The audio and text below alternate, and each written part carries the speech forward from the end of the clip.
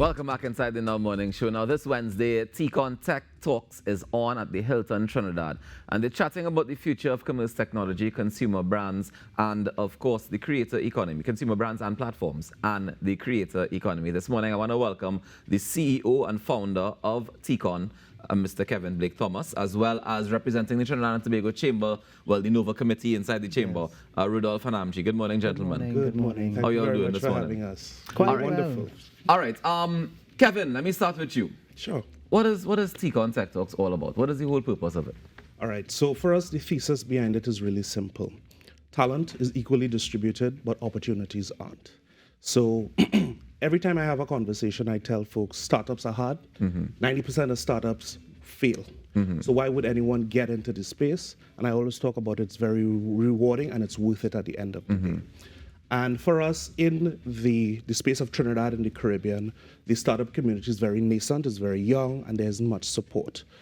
So as a startup company ourselves that have been afforded opportunities, we are taking the first step to giving back and helping and opening doors, as it were. So this is for us a way of us contributing and helping others. Yeah. Let me backtrack a little bit and just kind of break down what a startup is for some people, because you're saying we hear that word bandied around so often. Right. What defines a startup? So basically, it's a company. It's the smallest form of a company that is solving a specific problem, whether it's a problem that you as the founder of the organization experience personally or through your experience in your professional network. It's something that you have observed in the market and you have come up with a solution with it. That's how I define a startup. So it doesn't have to be in tech. It could be in anything. And it could be across any industry. Okay. The fact that we focus on tech, we believe that tech is a force multiplier and it'll help to accelerate and reach multiple different people and a wide audience. And how does the Chamber feel about this? Because we are so excited because people believe the Chamber is only about big business. But would you believe most of our members are actually from the SME segment? Okay. And SMEs are the engine room of any economy, especially coming out of the last 2 years. The Chamber wants to support initiatives such as the one that Kevin and his co-founders are fueling, because technology, as my friend Tanil, who was on earlier, spoke about the innovation mindset. Yeah. Technology is not just a solution, it is a facilitator of change, of dynamism, of competitiveness. So for us, if members of the Chamber and the wider business community can present themselves at events like this, network and understand where the world is headed, they can find ways to overcome the problems that they were facing in the last 2 years and what will come down the pipeline shortly. You think all businesses are ready, like those small businesses, they're ready for this level of tech investment?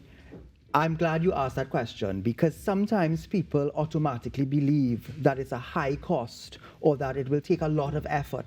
But, and I'm sure Kevin could speak to this more, technology nowadays has become so versatile and affordable that all you need to do is to begin with the belief and the buy-in that technology is critical, and then start speaking to the right people, and you can find solutions that will actually pay for themselves within a short period of time. And there are also programs at the Chamber and at the government level that support small business transitioning into a more digitalized and digitized environment. All right, so we look forward to that. Now, on Wednesday, the conversation, we have a theme, and the theme is the future of commerce technology, consumer brands and platforms, and the creator economy. Can we just break that down a little bit? What's the difference between those three things? Let's start with commerce technology. But just before I jump into that, let me just share a little bit why that is the focus.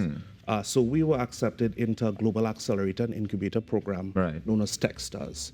And the managing director of that, actually, she has roots in Trinidad and Tobago, Melissa Pegas. That was the basis of her thesis for selecting startups to join into that. So basically, these are companies that are focused in the commerce space, doing something new, doing something innovative, how you sell your products and get to market at the end of the day.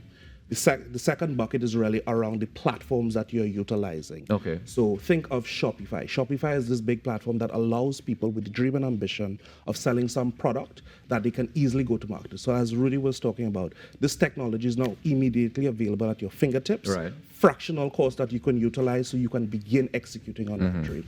And then finally, the creator economy. That speaks to 200 million people globally that are either considered digital creatives, influencers, you name it. They are the new wave of individuals out there that are forming the future of work and delivering services out there. So the influencer marketing, as an example, now is a $16 billion global industry. US, we're talking. That's very interesting, because the way I see influencers is quite different, but I understand the math behind why you're saying what you're saying there. But in terms of the creator economy specifically, is it that we only focusing on the people who are creating in tech, or can we focus on ways to get people who are the same small and medium enterprises, the startups, people who have been doing, let's say, we've been talking about Carnival all morning. Yeah. So some of the Carnival creatives who may not be digitized, do we get them involved in this as well? Yeah, by all means. So that's where the creator economy is really going to come in. You don't always have to look the same way. You don't always have the same skill sets, but it's these different slices of individuals that bring different superpowers to the table that we can actually bring together as part of a holistic service. All right, so speaking of the people that come together, who are some of the people that we can expect to hear from inside this Tech Talk? So we have invited Top Coder. So Top Coder is an international organization, innovation platform, and talent marketplace. Community of about 2 million people focusing on delivering digital services. We have Amazon AWS. So you actually spoke about how do people get access to technology. They are affording credits to startups that come to the event so that they can get $1,000 US worth of credits so that they can sign up. AWS, they're not cheap. So if you're getting credit, take it. Exactly. There you go. I hear you. Go ahead, sorry. So it's all about fostering that growth and beginning to execute and deliver on that. But let me let Rudy just jump in and talk a little bit about some of the other folks that we are bringing to the table as part of this partnership. No, I think it's important to recognize that we not only have international persons, as Kevin said, but you have persons operating within the regional space, so they understand our unique nuances and challenges. Yeah. I mean, you have persons who represent Draper House, who have really brought the best of international with local know-how to focus in on startups and what their needs are. And as you said, we aren't looking at firms that are playing in technology only. We're looking at firms that want to use technology to really bring their services to a broader audience. Right. So whether it's the creative sector, whether it's light manufacturing, whether it's communications, you need technology, and you need people like this who know your problems and understand where you want to go to bring that insight to you. So I think apart from just the persons who are coming in to share about opportunities, just the networking alone at the event is so critical to building a business. How do we get access to the event? All right, so you can learn more about the event at tychontechtalks.com. We have Tychon Tech Talks is spelled Tychon Tech Talks. techtalks.com. Right. You can see the full list of speakers. We have tickets available selling at $199 US individual tickets. You could purchase that fully online, or you could reach out to us, Tychon app on Instagram for further details, and we're happy to assist you. What time does it kick off on Wednesday? So it starts registration starts at 7 a.m. We go until 1 p.m. and then we have a VIP mixer that starts at 2 and runs till 4 p.m. A mixer, you say? Yeah, so that's the networking. That's where the networking takes place. That's where the real business happens. That's the secret sauce of the event right there.